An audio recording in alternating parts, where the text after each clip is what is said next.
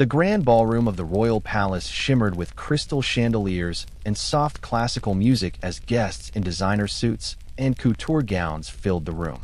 Laughter echoed, champagne glasses clinked, and everything looked perfect until Daniel walked in. At 35, Daniel stood out immediately. Not because he was underdressed, his suit was clean, pressed, and elegant, but because it lacked the flashy designer labels everyone else seemed desperate to display. He had driven more than 3 hours from the capital just to attend this wedding. Now, standing at the entrance, he wondered if coming had been a mistake. "Excuse me, sir, invitation?" The security guard blocked his path, even as other guests walked past freely. Daniel calmly handed over the invitation.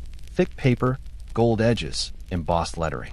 The guard studied it far too long, flipping it over like he expected it to be fake. Finally, with visible reluctance, he stepped aside. Inside, the atmosphere shifted.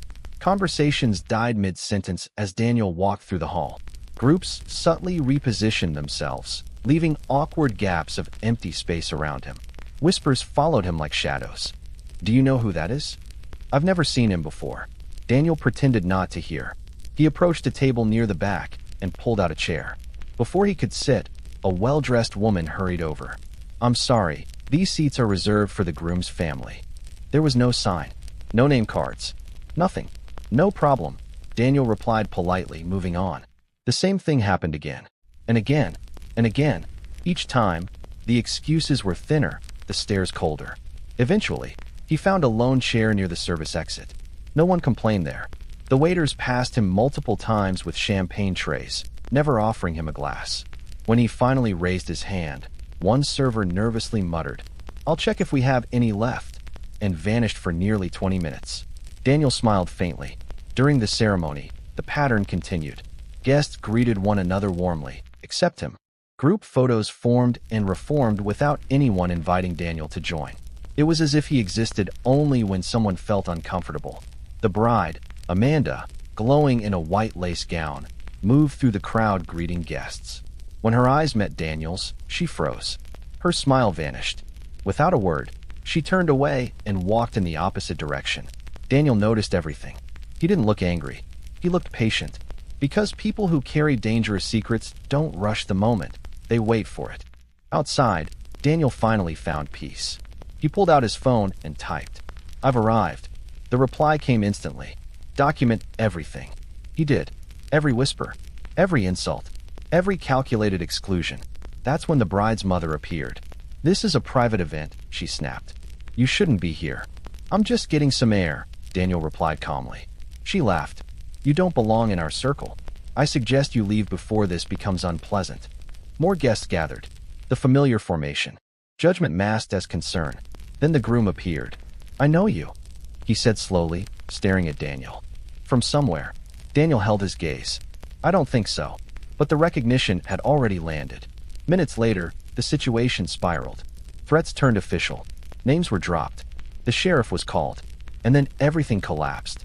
When the sheriff entered and saw Daniel, his face went pale. "Sir?" "Advocate Washington." The room went silent. Daniel stepped forward, calm but commanding.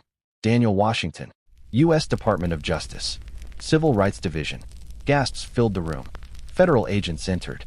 Warrants were read.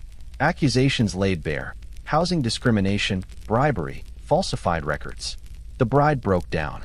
The groom stepped away. The powerful became powerless. The wedding wasn't a celebration anymore. It was a crime scene. 6 months after the wedding that was never meant to end this way, the truth had fully surfaced. Coleman Enterprises officially filed for bankruptcy. Federal courts confirmed decades of systematic discrimination hidden behind polished brochures and luxury housing ads. Contracts were exposed, emails decrypted, and bank accounts frozen. The empire that once decided who was worthy of opportunity no longer existed. Amanda Coleman stood before a federal judge, no longer in a white dress, but in silence. She was sentenced to 5 years in federal prison for conspiracy, obstruction of justice, and civil rights violations. Her law license was permanently revoked. Colonel Coleman, once feared and respected, spent his final public days watching his reputation collapse under the weight of evidence he could no longer deny. The man who believed power placed him above accountability learned too late that justice has a longer memory than privilege. The groom annulled the marriage within weeks. He left the state quietly, avoiding cameras, carrying the shame of discovering that love built on lies eventually destroys everything around it. The Grand Palace Ballroom closed its doors forever after federal investigators uncovered years of discriminatory practices against staff and guests. The chandeliers were turned off. The music stopped. Silence replaced arrogance. Daniel Washington stood in his office in Washington, D.C., watching the evening news without emotion. Headlines scrolled across the screen. Historic civil rights case reshapes housing policy nationwide. He reached for a framed photograph on his desk.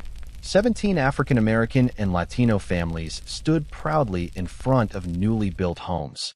Homes funded by money recovered from the Coleman investigation. Children smiled, barefoot on green lawns, holding keys their parents once believed they would never own. For them, justice wasn't a courtroom word. It was a front door. Letters arrived daily. Former employees. Families once rejected. Even children writing thank you notes in shaky handwriting. One letter stood out. Because of what you did, my daughter will grow up believing the world is fair. Daniel folded the letter carefully and placed it in a drawer. Months later, Daniel returned briefly to the same city. The streets looked unchanged, but the system beneath them was not. At a community housing opening, a familiar face approached him. Thomas, the waiter who once ignored him at the wedding. I didn't understand back then, Thomas said quietly. Now I do. Dignity doesn't come from status. It comes from how you treat people. Daniel nodded. That was enough. At that wedding, they tried to erase him with silence. They tried to shrink him with exclusion. They tried to humiliate him with whispers. Instead, they revealed themselves. Their prejudice became evidence. Their arrogance became testimony. Their cruelty became the foundation of their downfall. Justice didn't shout that night. It listened. It recorded. And when the time was right, it spoke. Because real justice doesn't arrive loudly. It arrives prepared. And when it does, it doesn't just punish. It changes lives. If this story moved you, remember this. Your worth is not defined by how others treat you, but by what the truth reveals about them. Subscribe for more powerful stories where patience defeats prejudice and justice always finds its way.